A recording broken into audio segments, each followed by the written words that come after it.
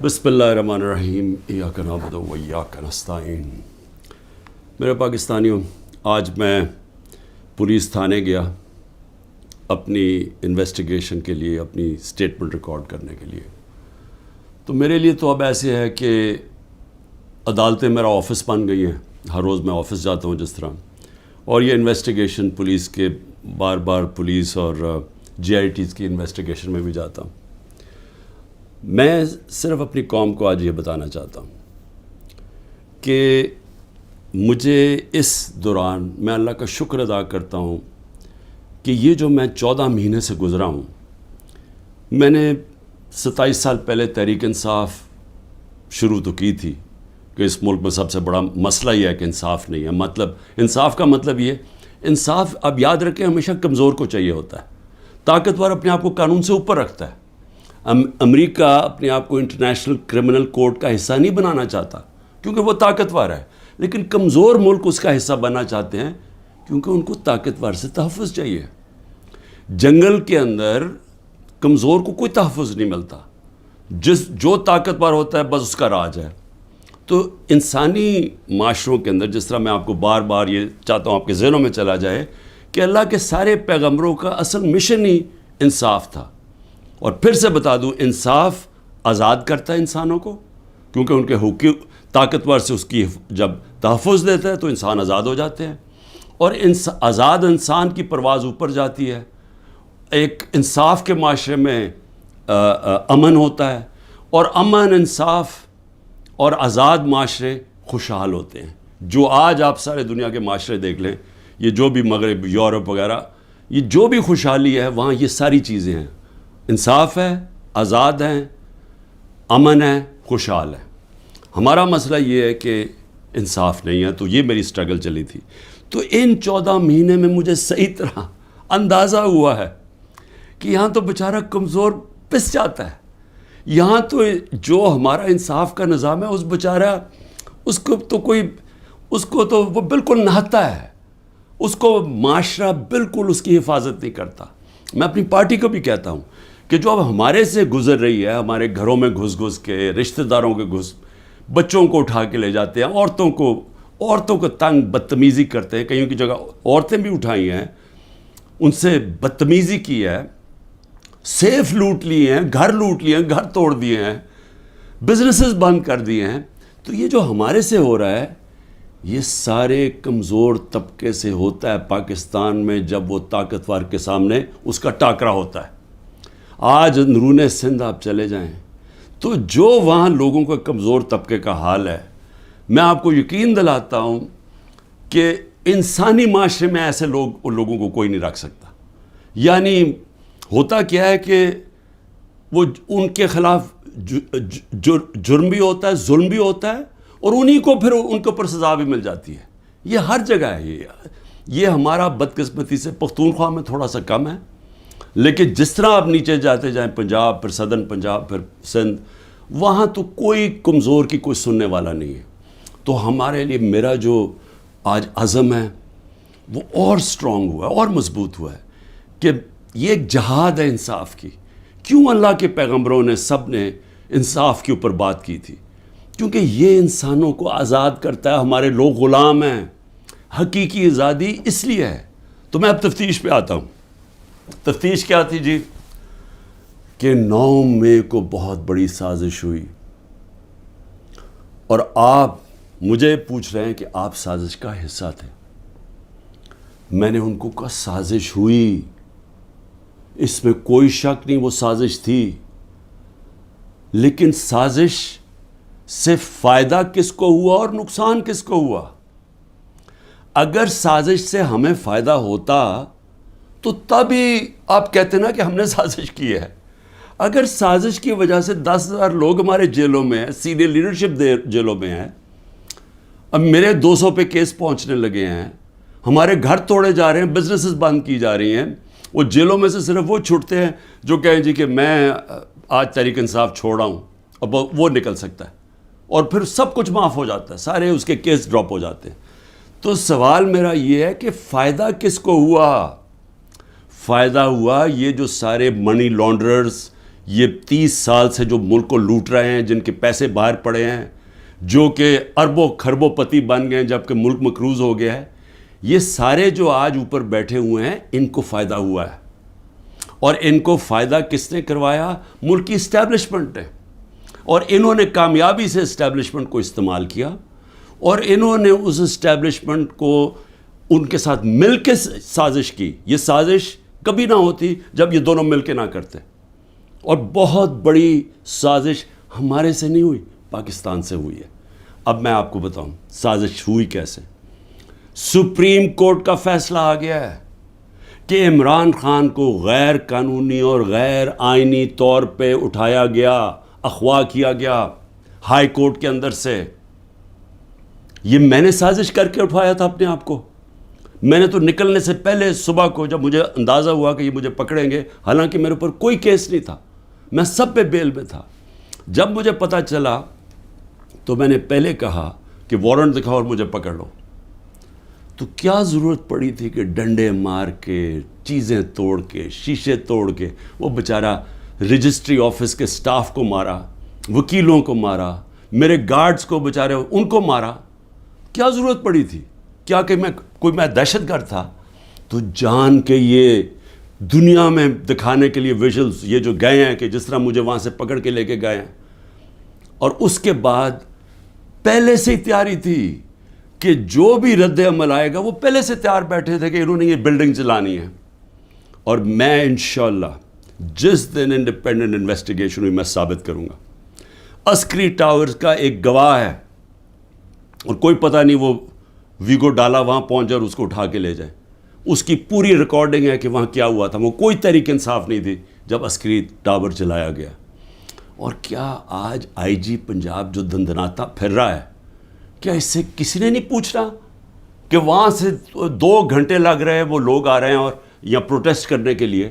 کسی نے نہیں پوچھنا اس سے کہ جناب آپ کی پولیس کدھر تھی؟ ساری جگہ تو ٹیئر گیسنگ کر رہے تھے، ساری جگہ تو کھڑی تھی، ادھر کیوں نہیں گئی؟ اور کدھر گیا وہ سی سی ٹی وی کیمرہ؟ کیوں نہیں اس کی فوٹیج آئی سب کے سامنے؟ کیوں نہیں انڈیپینڈنٹ انکوائری ہوئی؟ کور کمانڈر گھر کی سازش تھی، اور انشاءاللہ یہ سازش آئے گی سامنے جب ہمارا موقف سنا جائے گا. میں نے انکوائری والوں کو بھی کہا جج دونوں طرف سن کے فیصلے کرتا ہے، ون سائیڈڈ فیصلے نہیں کرتا کہ ایک جج جوری ایکسیکیوشنر جناب آپ ہی فیصلہ کر لیں کہ جی یہی انہوں نے کیا اور ان کو پکڑ کے مارنا شروع کر دو، پکڑ کے لو اور ملٹری کورٹس بنا دو تاکہ کچھ چیز نکلے ہی نہ، جیسے مرضی سزا دے دو. تو میری اپنی قوم سے جو میں آج کہنا چاہتا تھا وہ یہ کہ اس کو جس طرح استعمال کیا گیا، یہ نہیں کہ انہوں نے تحریک انصاف کو پلان کر کے ختم کرنے کی کوشش کی ہے. یہ ہماری ڈیموکریسی ختم کر رہے ہیں. مجھے جو آج سوالوں سے چیز سامنے آئی وہ کیا تھی؟ مجھے کہتے جی آپ کے لوگ کیوں گئے وہاں، کنٹونمنٹ میں کیوں گئے، تو فلانی جگہ کیوں گئے، آپ نے پہلے سے تیار کیا ہوا تھا. میں نے ان سے پوچھا کہ جب مجھے کمانڈو ایکشن سے اٹھایا جا رہا ہے وہاں، تو کدھر جانا تھا لوگوں نے پروٹیسٹ کرنے؟ تو اس کی باتوں سے مجھے یہ لگا کہ آپ کو پرامن احتجاج کرنے کی اجازت نہیں ہے کہیں جی ایچ کیو کے سامنے یا کنٹونمنٹ کے سامنے. مجھے بتائیں آئین میں کدھر لکھا ہوا ہے؟ کہیں آئین میں لکھا ہوا ہے تو میں مانوں کہ میں نے قانون توڑا ہے. آئین میں لکھا ہوا ہے کہ آپ کا حق ہے، ہر پاکستانی کا حق ہے کہ جب ناانصافی ہو، سمجھے، ناانصافی کے خلاف آپ پروٹیسٹ کر سکتے ہیں پرامن طور پہ. یہ آپ کا آئین کا حصہ ہے. اور ناانصافی ہوئی تھی، سپریم کورٹ نے کہا کہ ناانصافی ہوئی ہے. سپریم کورٹ نے اپنے فیصلے میں کہا ہے کہ غیر آئینی اور غیر قانونی طور پہ عمران خان کو اٹھایا گیا. اور پھر جس طرح ذلیل کر کے مجھے اٹھایا گیا، تو کیا یہ بھیڑ بکریاں تھیں؟ یہ تحریک انصاف کے جو لوگ تھے وہ بھیڑ بکریاں تھیں، چپ کر کے بیٹھ جاتی؟ کیا انہوں نے غلط کیا تھا کہ اگر وہ پرامن احتجاج کے لیے نکلے تھے؟ جی وہ جو جیو فینسنگ میں وہاں بھی پہنچ گیا نا، وہ بھی ساروں کو جیلوں میں ڈال دیا. اس کا مطلب آپ یہ کہہ رہے ہیں کہ آپ ساری جگہ احتجاج اگر کر سکتے تو کریں، لیکن کہیں بھی کنٹونمنٹ کے اندر جی ایچ کیو آپ اس کے سامنے احتجاج نہیں کر سکتے. آپ ذرا غور سے سمجھ جائیں کہ اس کا مطلب کہ آپ نے کہا ہے کہ اگر وہ قانون توڑیں بھی تو وہ قانون سے اوپر ہیں. یہ مطلب ہو گیا نا اس کا. میرے اوپر ایک کیس کیا ہے کہ میں نے ملک سے غداری کی. ملک سے کیا غداری کی کہ جنرل فیصل نصیر کو میں نے کہہ دیا ڈرٹی ہیری, اور میں نے اس کو کہا کہ یہ ذمہ دار ہے میرے قتل کا کرنے کی کوشش پہ. اس کو کہا جی آپ نے ملک سے غداری کر دی. اس کو ملک سے غداری کہہ رہے ہیں. سو اس کا مطلب یہ کہ یا تو وہ جنرل فیصل نصیر قانون سے اوپر ہے, یا آپ نے اس کو لائسنس دیا ہوا ہے کہ وہ کسی کو قتل کر دے, یا تو یہ مطلب, اور یا یہ کہ ہماری جرت کیسے پڑی, کہ ہم کوئی کمی ہے اس ملک میں, کیا ہماری کوئی حیثیت ہی نہیں ہے کہ میں اپنی ایف آئی آر نہیں کٹوا سکتا جو میرا ملک کا قانون مجھے حق دیتا ہے. بھئی مجھے سے وہ پہلی جے آئی ٹی میں پوچھتے جی خان صاحب آپ کے پاس پروف کون سے تھے کہ یہ فیصل نصیر نے کروایا. میں نے کہا آپ نے جو کوئٹہ میں 4 گھنٹے جو وہ قتل ہوا ہے وکیل, اس کے اوپر تفتیش کی تھی, کوئی ثبوت ملے تھے جب میرے اوپر 302 کا قتل کا پرچہ ڈال دیا؟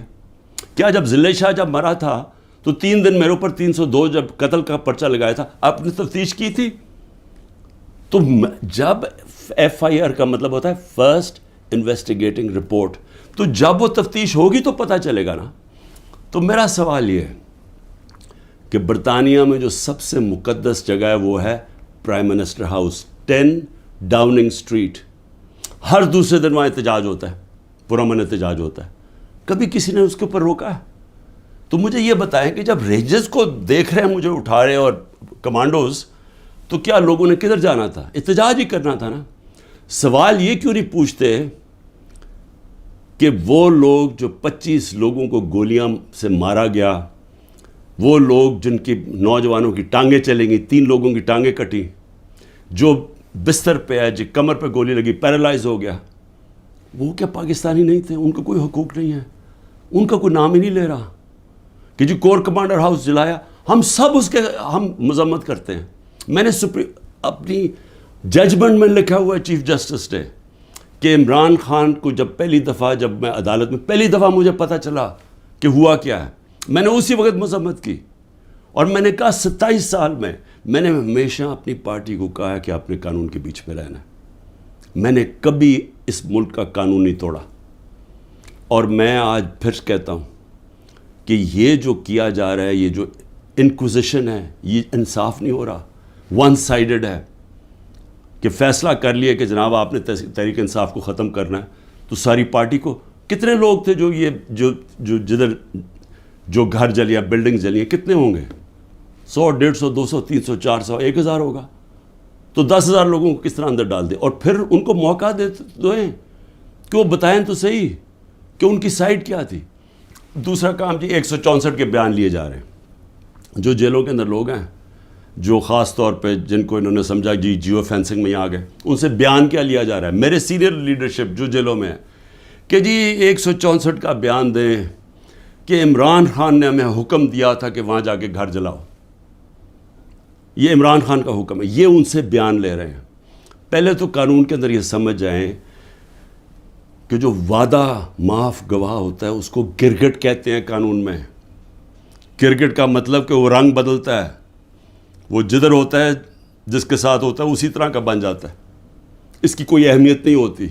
2 مہینے سے کوشش کر رہے ہیں. اعظم خان کو ادھر پکڑا ہوا ہے, سینئر پاکستان کا سینئر بیوروکریٹ, اس کو اغوا کیا ہوا ہے. اس سے پوچھ رہے ہیں کہ عمران خان کے خلاف کوئی بیان دو, کوئی 164 کا وعدہ معاف گواہ, اور لوگوں کے اوپر پریشر ڈال رہے ہیں جس کو پکڑا ہوا کہ اس کے خلاف بیان دو. میری جو بھی یہ لوگ لگے ہوئے کرنے, میں صرف ان کو ایک پیغام دینا چاہتا ہوں کہ اس ملک کا سوچیں, اس کو تباہ نہ کریں. یہ جو آپ کرنے جا رہے ہیں کہ سب سے بڑی پارٹی جو اکثریت پبلک جس کے ساتھ کھڑی ہے, اور اکثریت کا مطلب 70-80% پبلک آج جس کے ساتھ کھڑی ہے, اس کو عمران خان کو ختم کرتے کرتے ملک کی جمہوریت, ملک کی آزادی, ملک کی ادارے, ملک کا آئین, اس سب کو آپ ختم کرتے جا رہے ہیں. اور اس سے قومیں بچتی نہیں ہیں, خاص طور پہ جو اخلاقیات ختم کر رہے ہیں.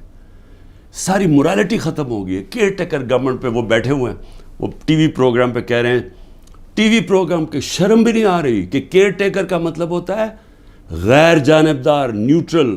وہ کہہ رہے ہیں جی ہم نے بانٹا تھا کہ اس کو اتنے نمائندے اے این پی کے آئیں گے, اتنے جے یو آئی کے آئیں گے اور اتنے فلانے کے آئیں گے. تو یہ تو یعنی اگر ہماری, مجھے افسوس ہے عدالتوں میں بڑا پریشر ہے, لیکن اسی کے اوپر سو موٹر ایکشن لیں کہ کیسے کیئر ٹیکر گورنمنٹ ہو سکتی ہے جو کہ تینوں پارٹیز کی بن گئی ہے. ہم اپنی گورنمنٹ گرا رہے ہیں, آئین کے مطابق کیئر ٹیکر آنا ہے, یہ آ کے بیٹھ گئے اور ہر قسم کی کرپشن ہو رہی ہے. آج کوئی فکر نہیں پڑی نیب کو کہ کرپشن کدھر ہو رہی ہے, کوئی ایف آئی او کو فکر نہیں ہے. ملک کھلے عام کرپشن ہو رہی ہے آج, اور صرف لگے ہوئے ہیں کہ جی کسی طرح اس پارٹی کو ختم کریں.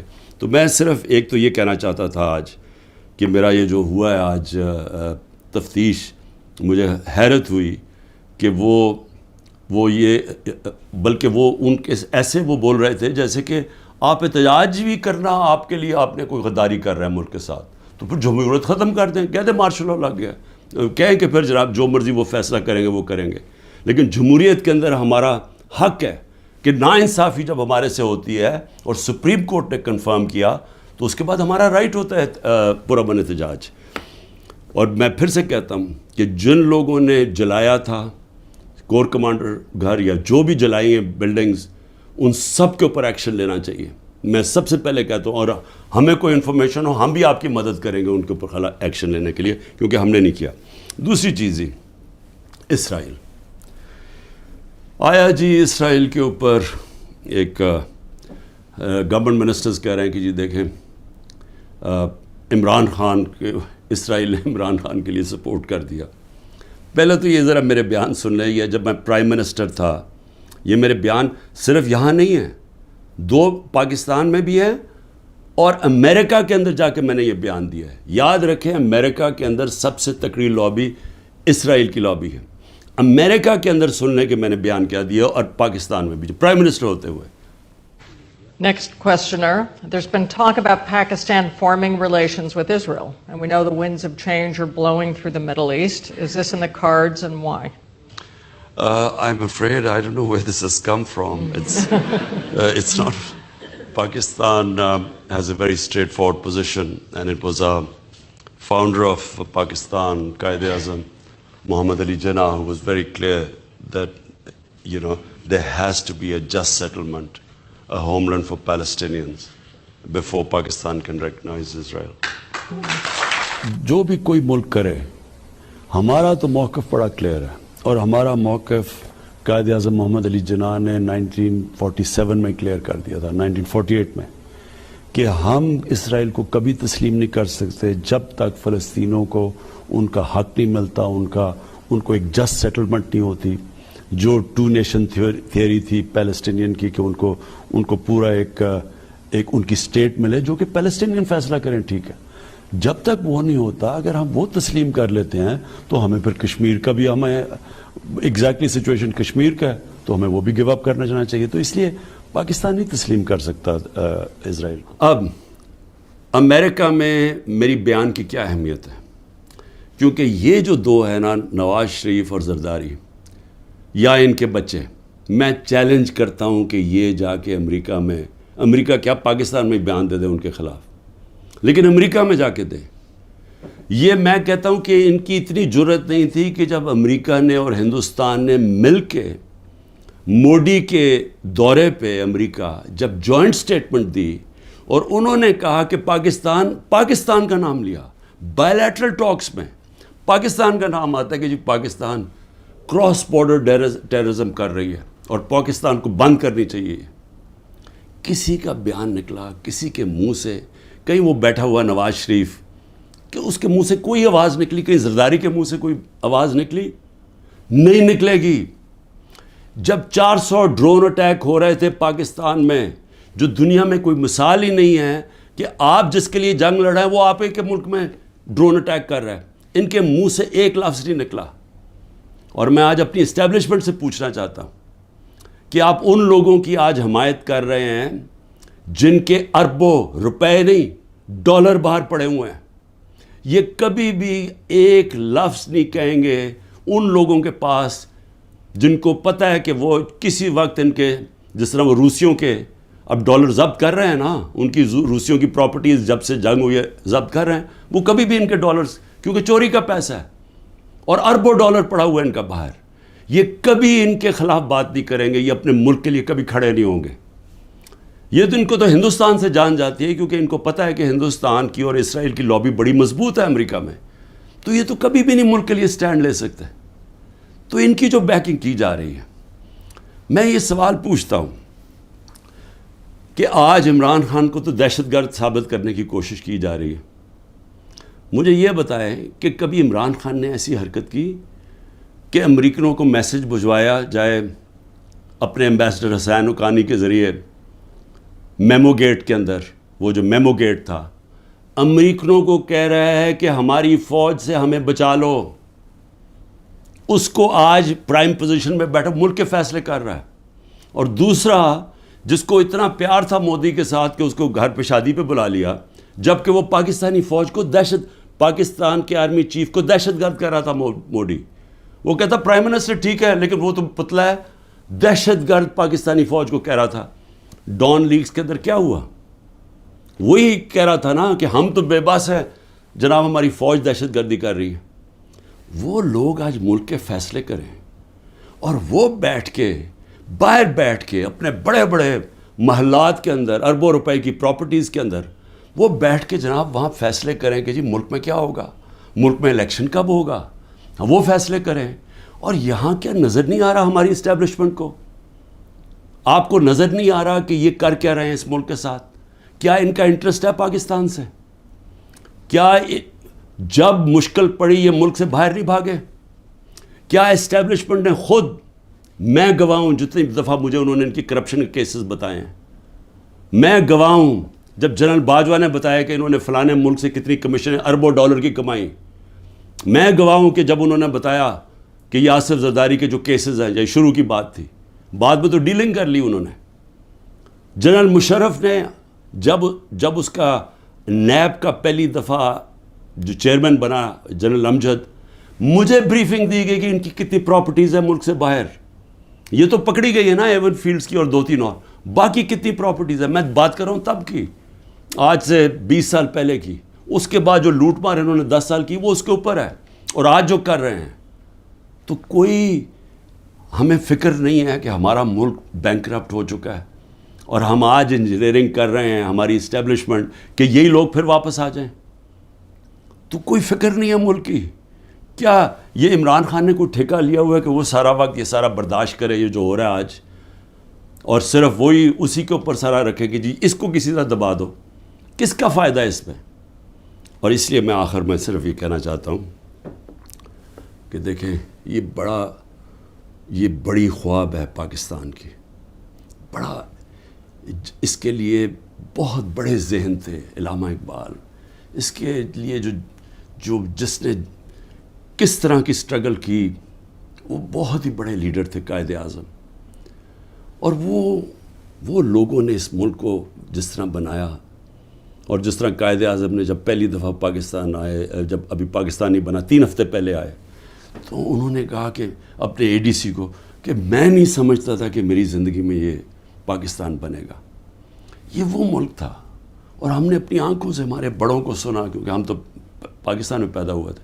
سارے ہمارے بڑے کہتے تو کتنے خوش قسمت ہو، آزاد ملک میں پیدا ہوئے. اور یہ ہمیں بدترین غلامی کی طرف جو لے کے جایا جا رہا ہے، نہ کوئی انسانیت رہے گی، نہ کوئی حقوق ہیں، جو مرضی چاہے کریں، کوئی قانون توڑیں، چوروں کو اوپر بٹھا دو. جو فورن پالیسی ایسی ہے کہ ہم ساری دنیا میں ذلیل ہو رہے ہیں آج، جن سے اتنی محنت کی کہ جی ہم امریکہ کو خوش کر رہے ہیں، وہ جا کے انہوں نے ذلیل کر دیا. ساتھ والا ہمسایہ اوپر جا رہا ہے، وہ کہتا ہے ان کی فکر ہی نہ کرو، یہ اپنے بوجھ میں ہی اب گرنے لگا ملک. اور اس وقت انہی لوگوں کو جو 30 سال سے اس ملک کی خون چوس رہے تھے، آج ان کو آپ پھر تیاری کرا رہے ہیں اوپر بٹھانے کے لیے. میں ابھی بھی کہہ رہا ہوں کہ یہ جو ملک ہے، یہ 27ویں رمضان کو بنا تھا، یہ بڑی خواب کا نام ہے. اور ہم سب کو، ساروں کو، میں سب کو کہہ رہا ہوں کہ ہمیں اس کے لیے جد و جہد کرنی پڑے گی. اور میں انشاءاللہ پھر سے میں ریپیٹ کرتا ہوں، میں بار بار کہتا ہوں، جو بھی ہو جائے میں بھی ہر قربانی کے لیے تیار ہوں اس ملک کی آزادی کے لیے، اور میں آپ سب کو کہہ رہا ہوں کہ آپ کو تیار ہونا پڑے گا قربانی کے لیے، کیونکہ آزادی گھر میں بیٹھ کے نہیں ملتی، زنجیریں گرتی نہیں ہیں، توڑنی پڑتی ہیں، جد و جہد کرنی پڑتی ہے۔ پاکستان زندہ باد۔